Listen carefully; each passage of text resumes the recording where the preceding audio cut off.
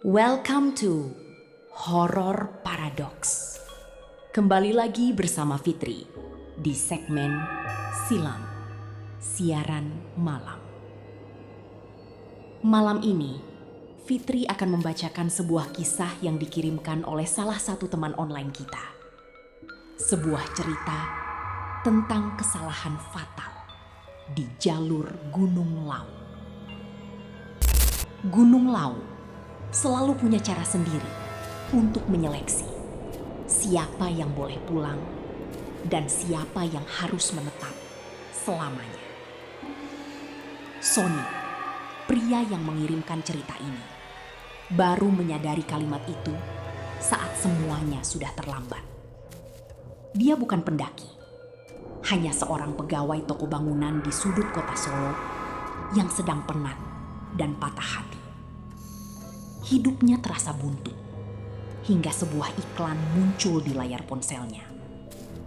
Open trip Gunung Lawu, all in 350.000, cocok untuk pemula. Murah, terlalu murah. Itu yang seharusnya jadi tanda pertama. Tapi bagi Sony, ini adalah jalan pintas untuk lari dari kenyataan. Tanpa riset, tanpa bertanya detail, dia langsung mentransfer uangnya. Terminal Tirtonadi, dini hari. Udara dingin menusuk tulang, bercampur bau solar dan uap kopi saset. Di sana, Sony bertemu Raka, sang leader yang bersikap sembrono. "Nama gue Raka," katanya singkat. "Nanti di base camp, ikutin arahan. Jangan banyak drama. Kita naik santai." Nada suaranya bukan seperti orang yang memikul tanggung jawab. Lebih mirip orang yang ingin urusannya cepat selesai. Base camp Cemorosewu, pagi itu. Kabut tipis menggantung rendah. Gunung Lawu berdiri angkuh di kejauhan, seolah sedang mengawasi mereka yang datang dengan kesombongan. Sony merasakan sesuatu sejak pertama menginjakan kaki di sana. Bukan takut, lebih seperti perasaan tidak diterima. Briefing pun dilakukan asal-asalan. Raka bicara tanpa menatap mata peserta. "Tenang saja," katanya. "Lawu itu ramah." Sony hanya bisa menelan ludah. Di sudut matanya, dia melihat sebuah papan peringatan tua dengan cat yang mulai mengelupas. "Hormati gunung. Jangan sombong. Dan yang paling penting, jangan pernah meninggalkan teman." Pendakian dimulai. Awalnya penuh tawa, tapi perlahan suasana berubah menjadi deru napas yang berat. Raka melaju terlalu depan, meninggalkan mereka yang lemah di belakang. Di pos 2, Sony menoleh ke belakang. Jalur sudah sepi. Hanya ada kabut dan pepohonan. "Mas," panggilnya pelan. Tak ada jawaban. Di pos 3, suasana berubah total. Suara hutan terasa menekan. Di sebuah batang pohon, Sony melihat ukiran nama yang nyaris hilang. Tapi ada satu kata yang masih sangat jelas terbaca. "Jangan." Sony tersesat. Di sebuah percabangan sempit, dia mengambil arah yang salah. Dan tepat saat matahari padam di balik punggungan Lawu, Sony menyadari satu hal yang membuat darahnya membeku.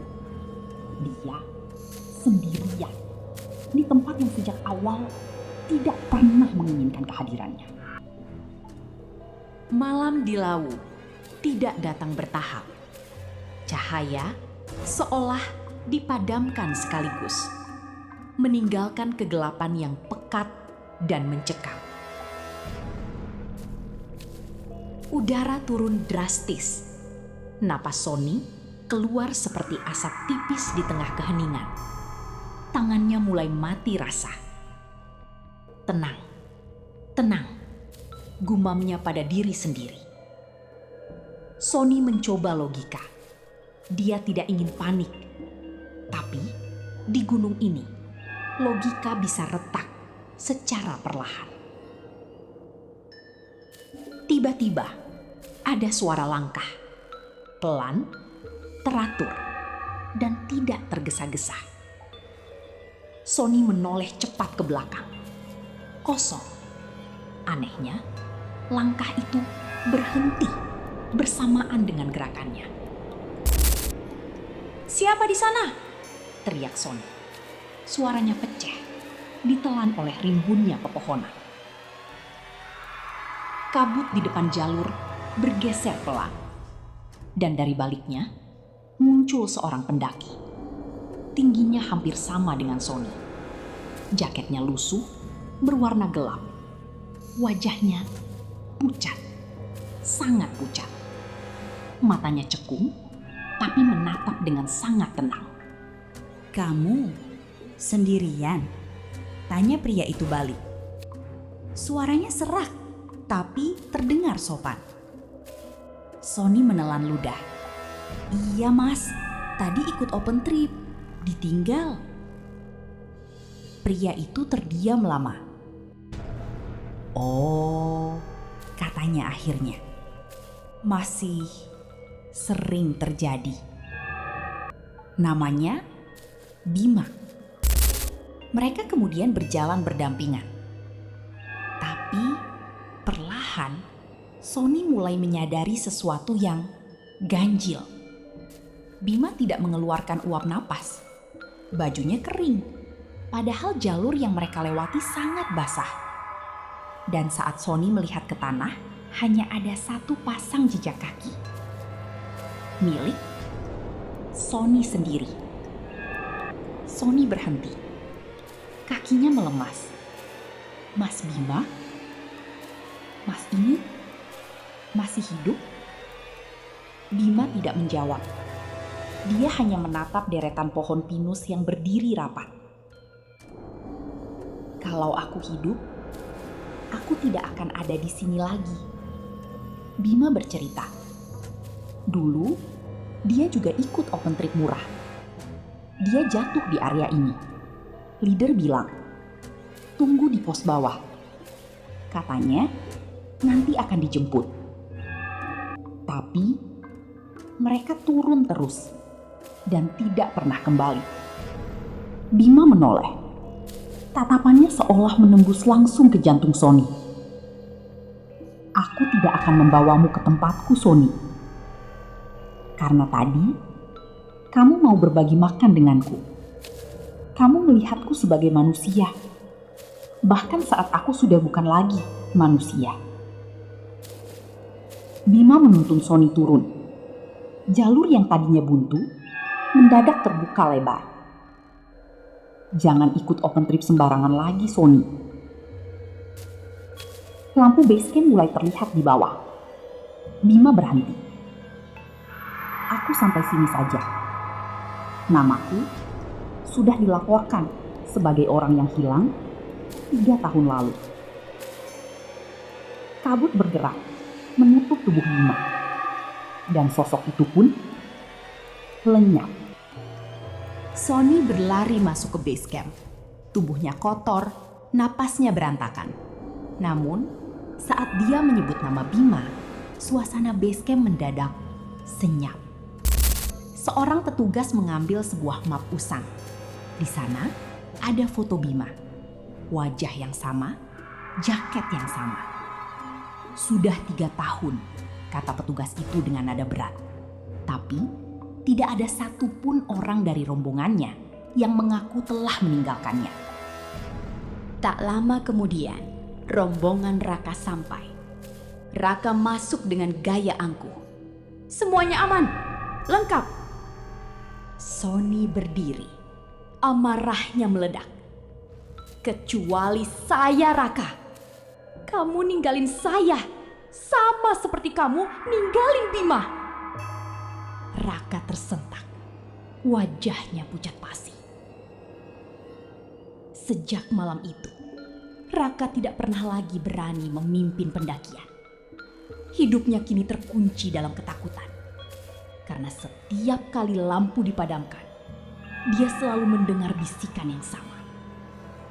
"Kenapa kamu tidak menoleh?" Sony pulang ke Solo. Namun, dia tidak benar-benar kembali sebagai orang yang sama. Dia menuliskan semuanya, bukan untuk viral, tapi untuk membayar hutang nyawa pada sosok yang tak lagi punya suara. Nama Bima Pradana kini bukan lagi arsip mati, melainkan sebuah peringatan. Suatu sore, Sony duduk di teras rumahnya, menatap langit ke arah timur, tempat Gunung Lawu berdiri gagah di balik cakrawala. Dia teringat kalimat terakhir Bima tentang berbagi makan dan tentang kemanusiaan. Sony menutup matanya perlahan. Angin sore berhembus, dingin, membawa aroma tanah basah dan pinus.